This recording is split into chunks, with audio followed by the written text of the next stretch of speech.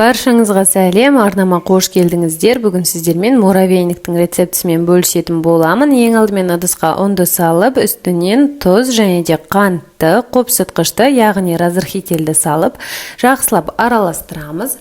Ал енді үстінен сары майды үккіштің көмегімен осылай өткізіп, барлығын дайындаймыз және де қолымыздың көмегімен жақсылап араластырып, осылай үгіттеп алатын боламыз.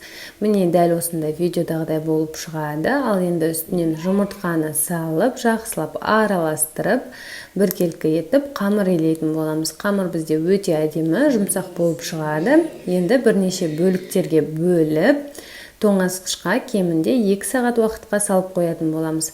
Қаласаңыз осылай, немесе 2-3 бөлікке де бөлсеңіз болады.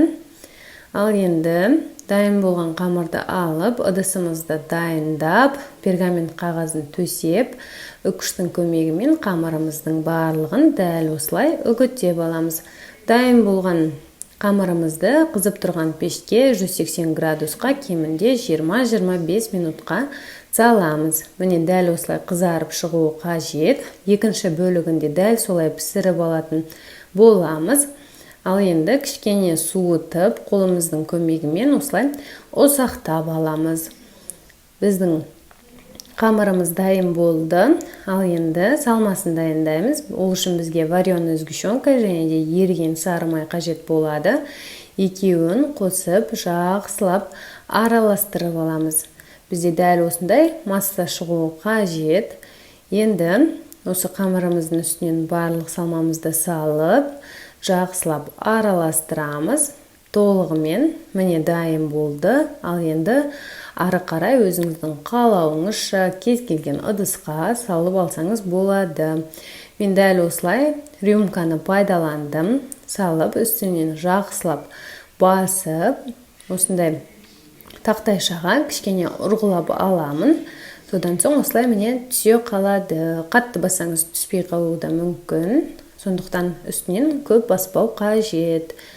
Бірнеше бөлігін осылай жасадым. Ал қалған бөлігіне осындай ыдысты алып, барлығын салып, келесі бөлігін осылай жасадым. Өзіңіздің қалауыңызша жасасаңыз болады. Одан соң тоңазытқышқа шамалы уақытқа салып қойдым. Кемінде 1 сағат уақыт. Салмасаңыз да болады.